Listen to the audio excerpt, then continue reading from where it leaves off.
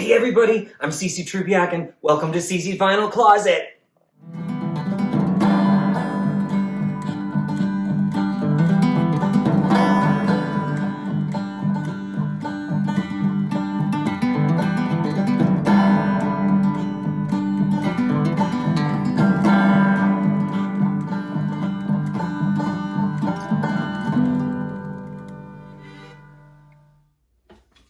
When I die, I may not go to heaven. I don't know if they let cowboys in. If they don't, just let me go to Texas, boys. Texas is as close as I've been.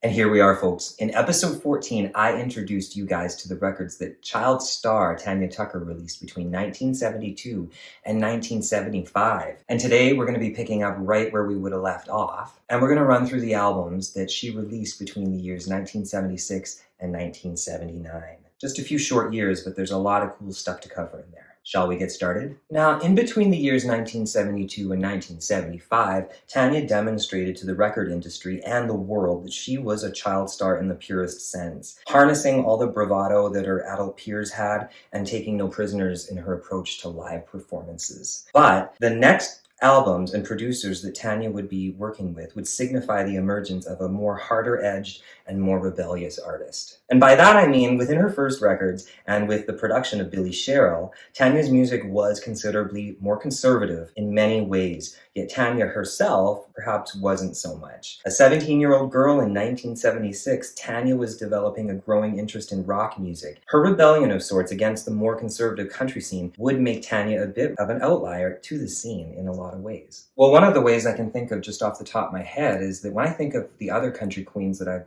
even discussed so far, Loretta Lynn, Tammy Wynette, Dolly Parton, Olivia Newton-John, and all those other real country queens of those times were a lot more demure. But Tanya Tucker, what she was saying was that she really loved to perform. She moved in ways and wore different styles of clothing that were kind of different than the average country queens of those times. That was one of the ways that she was a bit rebellious. She didn't conform. So Tanya would respond to this by not only changing managers, but her musical direction as well. So I'm going to break these next albums down according to producers that she was working with at the time. Before I get to Tanya's next producers, please allow me to tag on this final Billy Sherrill nod. In 1977, Columbia Records, along with Billy Sherrill, released a compilation called You Are So Beautiful, and it consisted of songs that Tanya had recorded several years prior while still recording for Columbia. For any Sherrill or Tucker fans, there's some real gems on it, including the Eagles' Best of My Love, and not one,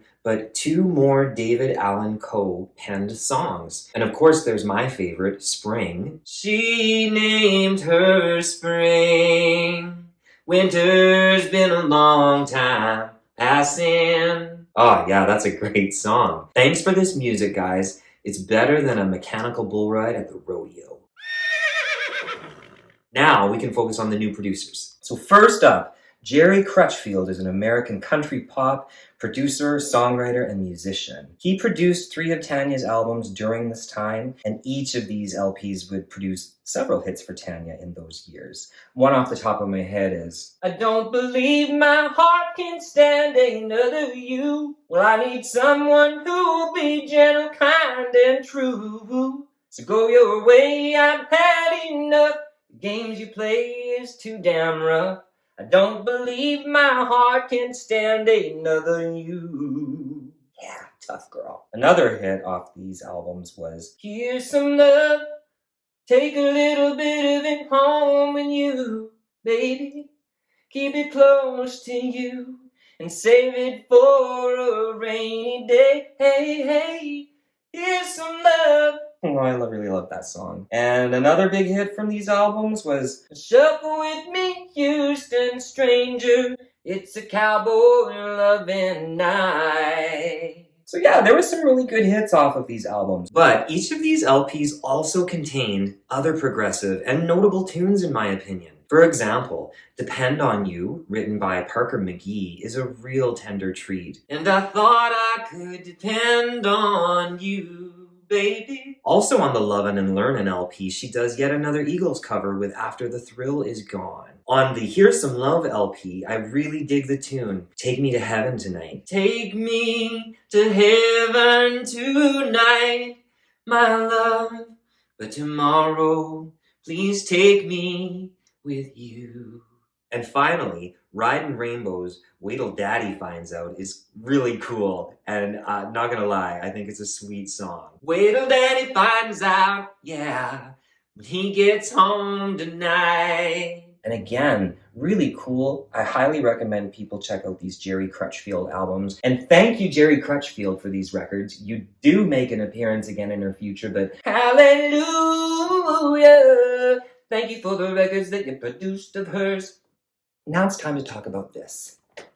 In 1978, producer Jerry Goldstein stepped in, and it marked yet another musical and marketing evolution for Tanya, this time really pushing her sexuality and a rock and roll sound. So here's a little bit about Jerry Goldstein. Jerry Goldstein is an American producer, singer-songwriter, music exec, and talent manager. And he worked with Tanya on TNT, an album that definitely took her to new levels musically, creatively, personally. Okay, so I gotta stop and say this right here. This is probably one of my all-time favorite albums of Tanya. She's got a lot of great albums, and it's really hard to narrow things down in lists like that. But TNT is a great album in the sense that from the start of it to the very end of it, you get a complete package of an album. Great songs. Some are hard when they need to be hard. There's some soft ballady stuff when it needs to be soft and ballady, and it all comes together really well. However, there was a lot of controversy concerning the marketing of TNT, with ads in Playboy and a much more provocative image change. The media was quick to suggest that she was growing up too fast and critical about it, or any notion of crossing over to other audiences. But something I love about Tanya was the risk that she took in standing firm in her brand, win, lose, or draw. Controversy might even help sell more records. Now, it did earn her a Grammy nomination for Best Rock Vocal Performance for a Female, but Tanya to this day shares a lot about this album and this experience. But the one thing I take away from it, that again, it's a great album. She does a cover of Elvis Presley's Heartbreak Hotel with this roaring guitar solo that's really cool. The opening track of the album, when rain clouds come, you're gonna get thunder. When lightning flies, it's gonna burn the sky. When lovers lie, you're bound to lose your lady, and that's just why I'm telling you goodbye. Oh yeah, that's a really fun one. The album starts off right off the gate. Really fun. Plus, I took a special notice of the liner notes on TNT, and I saw that singer-songwriter John Prine provided the harmony vocals on Tanya's cover of his self-penned Angel from Montgomery. Make me an angel that flies from Montgomery. Make me a poster of an old rodeo. Just give me one thing that I can hold on to. To believe in this living is just a hard way to go. Oh, I love it. It occurred to me that John Prine passed away in 2020, and I decided that there had to be something kind of special guiding me to listen to him more. So I snapped up one of his records, for which I'm excited to check out. And so rest in peace, John Prine, and thank you for the gift of your music. And please, folks, check out the TNT album Stat. I guarantee you're gonna love it. So the final record that I want to touch on from this period is called Tear Me Apart, and it was released in 1979. It was produced by Mike Chapman. Mike Chapman is an Australian-American record producer and songwriter who was a major force in the British pop music industry in the 1970s. He worked with The Sweet, Suzi Quatro, Blondie, The Knack, and he also produced a really fantastic album of Tanya's that I'm pretty surprised I learned that there were no charting singles from this album, which was a first for her. But guys, I'm telling you, Tear Me Apart is such a great album. It's probably the most rock-sounding Tanya I have heard. The music music on it, even in a production sense, sounds a lot better than the previous albums that she produced, because this Mike Chapman guy, and that's no offense to Jerry Crutchfield, because the music that Jerry Crutchfield and Tanya do later on is also really beautiful and has a great production quality. But I think that that's one of the highlights of Tear Me Apart, is all the songs on it, just the way that they're recorded in Tanya's voice, the way it sounds, wrapped in these electric guitars and these pounding drums. All of the songs on it are great. Like, for instance, the track Blind Love, Lay Back in the Arms of Someone, and Tear Me Apart. Tear me apart if you wanna win my, tear me apart if you wanna win my. Even the background vocalists, it's not country music at all. It's got country flares in it. Even the song Better Late Than Never. Ooh, just a great country song. So to this day, I'm a little kind of awestruck that Tear Me Apart didn't generate more attention on the charts, but I guess it also kind of makes sense, because in this period of Tanya's personal life, she was known for being a bit of a rebel and a hellraiser, which also kind of makes sense when you're this young. You know, that's one of the age-old stories of growing up a child star in the 1970s, is that was a time for you to explore, and in a lot of ways there was a lot of risks and perils to being a famous and young person and having money and having access to parties and such.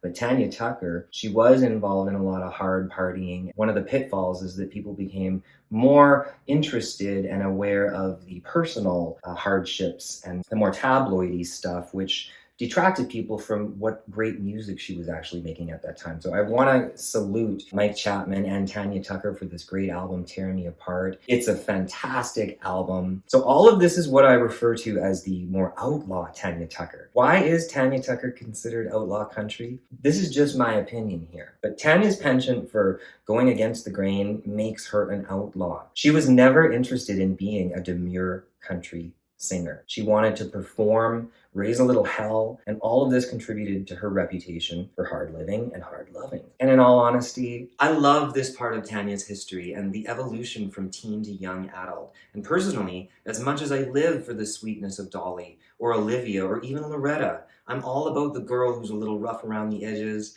the girl who likes to cuss, flirt, and shimmies the night away. In my universe, everybody's welcome. So this phase of her music may get outshined by the image stuff, but make no mistakes about it, the music was always good. And just check it out for yourselves. Yeah, that's the truth of it all.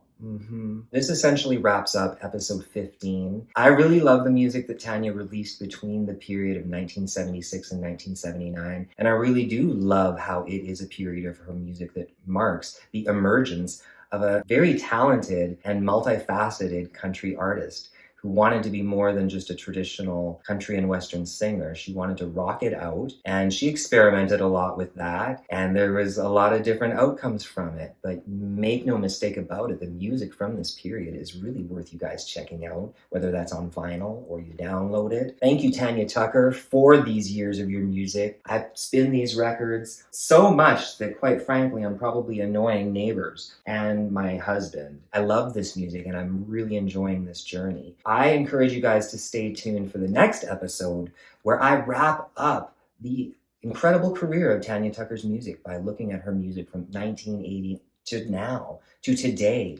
And yes, there is still a ton to cover. If you like this and you've enjoyed this, please hit the like and subscribe and share it amongst your people, and leave me some comments. I love hearing what you guys think of these records. No matter what, I thank you guys for tuning in, and take care of yourselves until next time. And love, goodbye, goodbye, goodbye, goodbye, goodbye, yeah.